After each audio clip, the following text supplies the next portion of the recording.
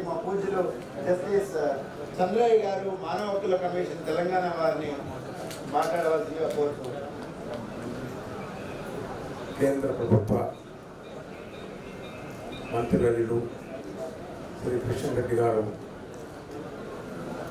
సోదరుడు రాజేంద్ర రెడ్డి గారు, వేదిక పైనటువంటి సోదర సోదరిమణులు, ఈ సమావేశంలో ఆశీనున్నటువంటి విద్యార్థులు, అధ్యాపకులు, విద్యార్థుల తల్లిదండ్రులు, ప్రభుత్వ అధికారులు, పత్రికా సోదరులు అందరికీ డాక్టర్ ఏపీజే అబ్దుల్ కలాం గారి యొక్క 90వ జన్మదినోత్సవ శుభాకాంక్షలు తెలియజేస్తున్నాను. చాలా సంతోషం. విద్యార్థులకు ప్రతిరోజు పరీక్షలే. ఎప్పుడైతే రెగ్యులర్గా క్లాసెస్ జరుగుతున్నటువంటి సందర్భాలు ఉండేనో, సెమిస్టర్ రూపంలో, పరీక్షల రూపంలో ఒక సంవత్సరంలో అనేక సందర్భాలలో పరీక్షలు జరిగేటటువంటి అవకాశం ఉండింది. ఇప్పుడు అందుకు భిన్నమైనటువంటి పరిస్థితి. అందుకని విద్యార్థుల్లో ఉన్నటువంటి ఉత్సాహాన్ని అంచనా వేయడం చాలా కష్ట పరిస్థితులు ఉన్నాం. అందుకని అభినందనీయమైనటువంటి అంశాలు పెద్దలు మాట్లాడినప్పుడు దానికి స్పందన తెలియజేసేటటువంటి విధానము ఒకటి చప్పట్లు మాత్రమే.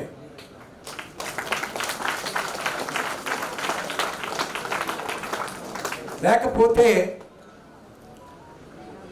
ఎంతమంది వింటున్నారు, ఎంతమంది వినడం లేదు అనే సందేహం కలుగుతోంది. ఆ సందేహాన్ని దూరం చేయాలి అంటే ఏ భావన ఏ వ్యక్తి వ్యక్తం చేసినా అది మీ హృదయానికి తగిలినప్పుడు మీ యొక్క హృదయం యొక్క స్పందన చప్పట్ల ద్వారా వస్తుంది. మీరు ఒకసారి ఒక వ్యక్తి మాట్లాడిన తర్వాత ఎన్నిసార్లు నేను చప్పట్లు కొట్టాను అనే అంశాన్ని మీరు పునః పరిశీలించుకున్నప్పుడు ఏ సందర్భంగా కొట్టాము అనే అంశం మీ దృష్టికి వచ్చినప్పుడు ఫలానా సందర్భంగా కొట్టాము అనే అంశం దృష్టికి వస్తే ఆ అంశం మీకు జ్ఞాపకం ఉంటుంది. అది విద్యార్థి యొక్క ముఖ్యమైనటువంటి మొదటి లక్షణం. ఇది మీరు గమనించాల్సిన అవసరం ఉంది. సోదరుడు కిషన్ రెడ్డి గారు వెళ్ళాల్సి ఉంది. అయినా మనకున్నటువంటి పరిమితమైనటువంటి సమయంలో అందరూ వక్తలు మాట్లాడారు. సోదరుడు నరేష్ గారి యొక్క ప్రత్యేకత ఏమిటంటే ఆయన మంచితనంతో, మనసుతో అందరి మనసులను గెలిచేటటువంటి గొప్ప స్వభావం నరేష్ ఇండియాది. మంచితనంతో మనసును గెలవడం అనేటటువంటిది అది భారతీయ సాంప్రదాయం. సోదరుడు కిషన్ రెడ్డి గారు మొట్టమొదటిసారిగా ఎలక్షన్లో నిలబడ్డప్పుడు, అప్పుడు నేను న్యాయవాదిని, ఆఫీసులో కూర్చున్నాను. ఏదో ఫోన్ శబ్దం వచ్చింది. ఆ ఫోన్లో మీరు తప్పకుండా కిషన్ రెడ్డి గారికి ఓటు వేయాలని ప్రప్రథమంగా ఒక ఎలక్షన్లో పోటీ చేస్తున్నటువంటి లెజిస్లేటర్ గురించి ఫోను ప్రచారం మొట్టమొదటిగా విన్న అనుభవం అది. కిషన్ రెడ్డి గారి గురించి ప్రప్రథమంగా తెలిసిన సందర్భం అది. ఆ సందర్భం క్రమక్రమంగా పెరవేసుకొని ఎప్పుడు ఏ సందర్భంలో కలుసుకున్నా మేము పంచుకున్నటువంటి ఆప్యాయత, అనురాగం భారతీయ సాంప్రదాయానికి ఒక మూలంగా నేను భావిస్తుంటాను.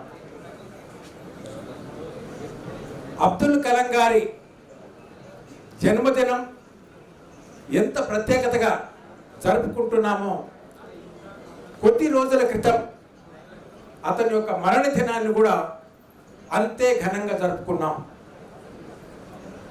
భూతాన్ అనేటటువంటి ఒక గ్రామంలో సోదరులు రాజేందర్ రెడ్డి గారు ఆధ్వర్యంలో నిర్వహిస్తున్నటువంటి ఒక సంస్థ ఆధ్వర్యంలో సోదరుడు నరేష్ ఇండియా ఆహ్వానం మేరకు నేను వెళ్ళడం జరిగింది. అక్కడ జరుగుతున్నటువంటి అనేక కార్యక్రమాల గురించి సోదరుడు రాజేందర్ రెడ్డి గారు వివరించడం జరిగింది. ఆ రోజు జరిగినటువంటి కార్యక్రమంలో పాల్గొన్నటువంటి ప్రతి విద్యార్థులు ఒక శపథం చేయడం జరిగింది. మేము ఈరోజు సమావేశంలో ఎవరమైతే డాక్టర్ కావాలనుకుంటున్నామో, ఎవరమైతే ఇంజనీర్ కావాలనుకుంటున్నామో, ఎవరైతే ఐఏఎస్ అధికారులు కావాలనుకుంటున్నామో, ఎవరైతే ఐపీఎస్ అధికారులు కావాలనుకుంటున్నామో వాళ్ళందరూ కూడా మేము అవుతామని ప్రతిజ్ఞ చేయడం జరిగింది. ఆ ప్రతిజ్ఞకు ప్రధానమైనటువంటి కారణం డాక్టర్ ఏపీజే అబ్దుల్ కలాం గారు ఇచ్చినటువంటి స్పందన. ఆ స్పందనను ఉపన్యాసాల ద్వారా పంచుకున్నటువంటి పెద్దల యొక్క ఆశీస్సు ఈరోజు మనకు ఆ రోజు కార్యక్రమం కంటే ఈరోజు కార్యక్రమం చాలా గొప్పగా జరుగుతోంది. సోదరులు కేంద్ర మంత్రివర్యులు శ్రీ కిషన్ రెడ్డి గారు రావడము ఈ సమావేశానికి ఒక శోభను అందించింది. వారికి ప్రత్యేకమైనటువంటి అభినందనలు మనం కరతాల ధోరణి చేసి తెలియజేద్దాం. ఎందుకు పెద్దల యొక్క జీవితం గురించి మనం మననం చేసుకుంటాం? ప్రపంచవ్యాప్తంగా మానవాళిలో ఒక సంస్కృతి ఉన్నది. ఏమిటి ఆ సంస్కృతి అంటే, మానవులో ఉన్నటువంటి సహజ సిద్ధమైనటువంటి 2 లక్షణాలు, ప్రేమ, సేవ ప్రతి వాళ్ళలో ఉంటుంది. కానీ కొంతమంది వ్యక్తులు ప్రేమను తమకే పరిమితం చేసుకుంటారు, సేవకు తమకే పరిమితం చేసుకుంటారు, లేదా తమ కుటుంబానికి పరిమితం చేసుకుంటారు. ఏ వ్యక్తి అయితే ఈ 2 లక్షణాలను ప్రజల పరం చేస్తారో, ప్రజలందరినీ సమానంగా ప్రేమిస్తారో, ప్రజలందరికీ సమానంగా సేవ చేస్తారో, అలాంటి వ్యక్తులను శక్తులుగా గమనించి వారి యొక్క జన్మదినాలను, వారి యొక్క మరణ దినాలను జరుపుకునేటటువంటి ఒక గొప్ప సాంప్రదాయం భారతీయ సంస్కృతిలో ఉంది. ఆ సంస్కృతిని పురస్కరించుకొని భారతదేశానికి అందించినటువంటి సేవలను పురస్కరించుకొని ఇవాళ డాక్టర్ ఏపీజే అబ్దుల్ కలాం గారి 90వ శత జయంతి ఉత్సవాలను జరుపుకుంటున్నాం. ఈ నెలలో 2 ప్రధానమైనటువంటి గొప్ప వ్యక్తుల యొక్క జన్మదినాలు కూడా వచ్చినాయి. ఒకటే రోజున 2 అక్టోబర్ నాడు మహాత్మా గాంధీ జన్మదినం, అలాగే లాల్ బహదూర్ శాస్త్రి గారి జన్మదినం. భారత ప్రధానిగా సేవలు అందించినటువంటి మహానుభావుడు. ఈరోజు మనం భారతదేశానికి శాస్త్రీయ పరిజ్ఞానాన్ని అందించి ప్రపంచంలోనే గొప్ప శాస్త్రవేత్తగా ఎదిగినటువంటి మహా వ్యక్తి డాక్టర్ ఏపీజే అబ్దుల్ కలాం. ఆయన యొక్క స్మరణ అంటే ఏమిటి, ఎందుకు జ్ఞాపకం చేసుకోవాలి, ఏం అవసరం ఉంది అనే 2 ప్రశ్నలు కనుక మనం వేసుకుంటే, ఆయన ఒక మామూలు పేద కుటుంబంలో జన్మించినటువంటి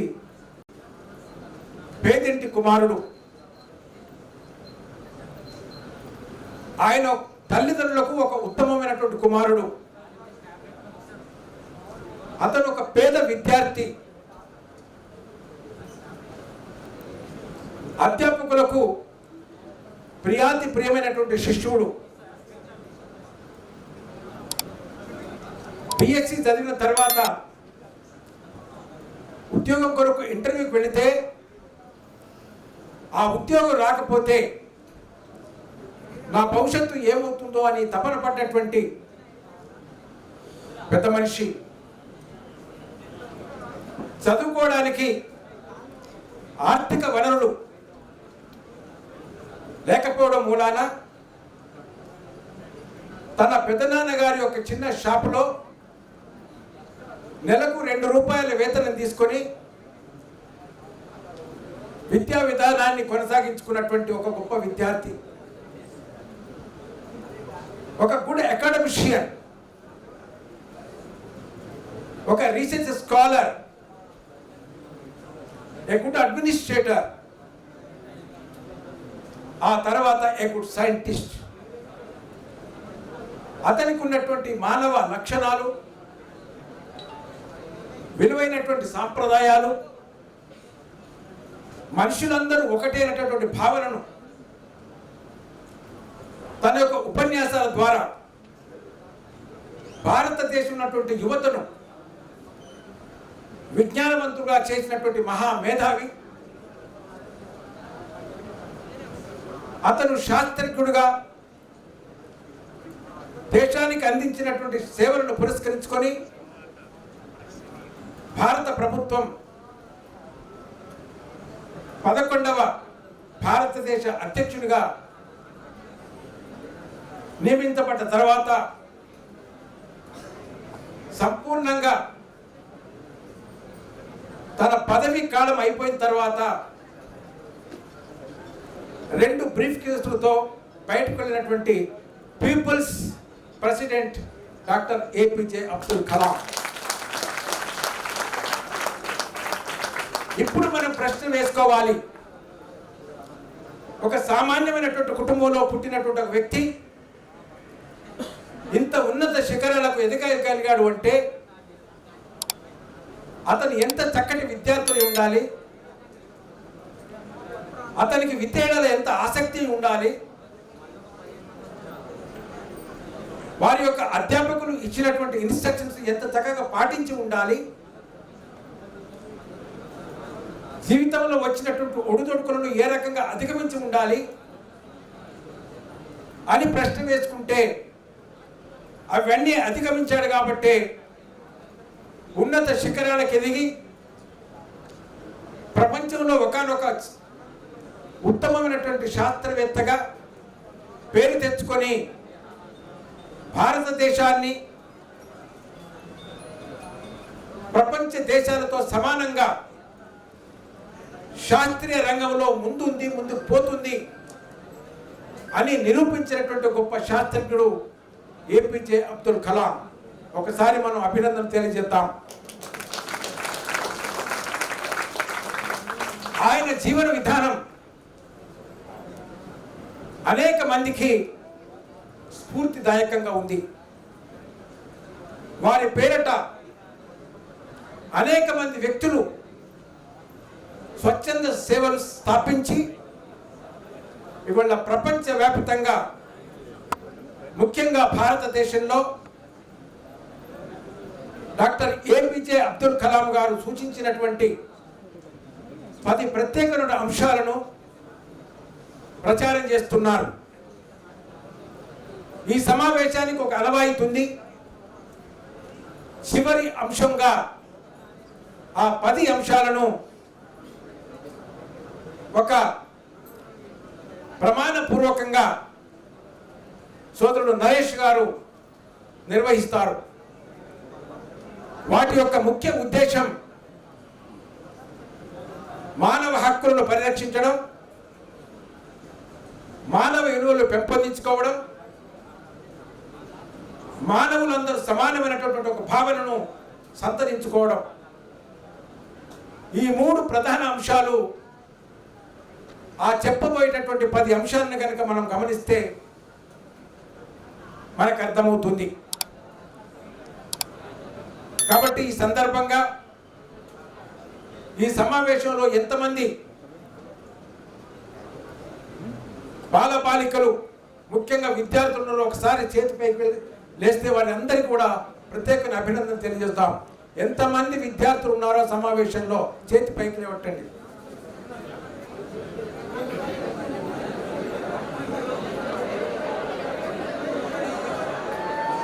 మీ అందరికి ప్రత్యేకమైనటువంటి శుభాభినందన తెలియజేస్తున్నాను. డాక్టర్ ఏపీజే అబ్దుల్ కలాం గారి 90వ సంవత్సర జయంతి ఉత్సవాల శుభాకాంక్షలు తెలియజేస్తున్నాం. ఈ సమావేశంలో హాజరైనటువంటి అధ్యాపకులు ఎంతమంది ఉన్నారో చేతి పైకి లేవట్టండి. వెనకాలే ఉంటుంటారు, ఇక్కడ ఉన్నారు వీళ్ళంతా అధ్యాపకులు. మీ అందరికి కూడా ప్రత్యేకమైనటువంటి అభినందన తెలియజేస్తున్నాం. మానవ సంబంధాలన్నీ గురు శిష్యుల సంబంధాలు, మానవ సంబంధాలన్నీ మాస్టర్ అండ్ సర్వెంట్ సంబంధాలు, మానవ సంబంధాలన్నీ అధ్యాపకులు విద్యార్థులు సంబంధమే. ఈ ఇరువురు వ్యక్తుల యొక్క సంబంధాలను కనుక మనం అర్థం చేసుకుంటే సమాజాన్ని అర్థం చేసుకుంటాం. సమాజానికి ఏ రకంగా సేవ చేయాలో అనేటువంటి తత్వాన్ని మనం అర్థం చేసుకుంటాం. అందుకని ఏపీజే అబ్దుల్ కలాం గారు సామాన్యమైన వ్యక్తి కాదు. సామాన్యమైన వ్యక్తిగా జన్మించి అసామాన్యమైనటువంటి స్థితికి ఎదిగినటువంటి ఒక గొప్ప మహానుభావుడు.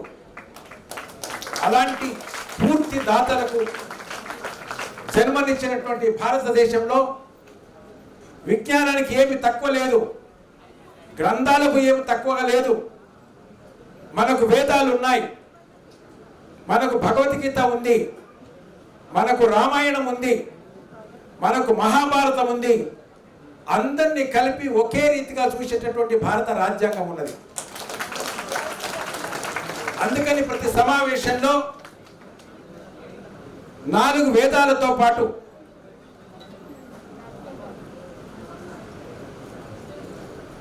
ఐదవ వేదంగా మనం మహాభారతాన్ని ప్రవచించుకుంటున్నాం.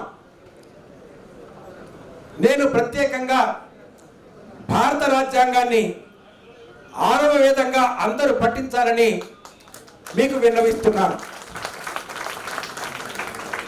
ఇవాళ భారత రాజ్యాంగం మానవులందరూ సమానమే, భారతీయులందరూ సమానమే అనేటటువంటి భావనను కలగజేసి ఒక త్రాటిపైన నడిపించడానికి ప్రధానమైన కారణం, ప్రధానమైనటువంటి చట్టం భారత రాజ్యాంగం. అందుకనే ఈ భారత రాజ్యాంగంలో చెప్పబడినటువంటి ఫండమెంటల్ రైట్స్ లో ప్రధానమైనటువంటివి right to life, right to liberty, right to equality and right to dignity. ఈ అంశాల పైన భారతీయులందరూ అధ్యయనం చేయాల్సిన అవసరం ఉన్నది. ముఖ్యంగా పరిపాలన యంత్రాంగానికి కారకులైనటువంటి లెజిస్లేటర్స్, అమలు చేసేటటువంటి కార్యనిర్వాహక అధికారులు సరిగ్గా అమలవుతున్నాయా లేదా అని చూసేటటువంటి న్యాయ వ్యవస్థ సంపూర్ణంగా వీటిపైన అవగాహన అనుదినము పెంచుకోవాల్సిన అవసరం ఉన్నది. వాటిని అమలుపరిచి వాటి యొక్క ప్రతిఫలాన్ని భారతీయ ప్రజలకు, భారతీయ సమాజానికి సంపూర్ణంగా అందించినప్పుడు మాత్రమే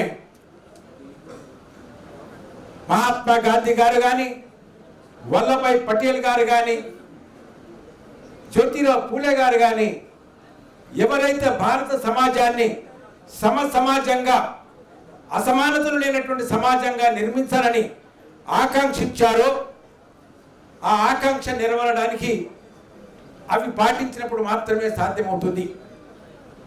సోదరుడు కిషన్ రెడ్డి గారు ఉన్నారు.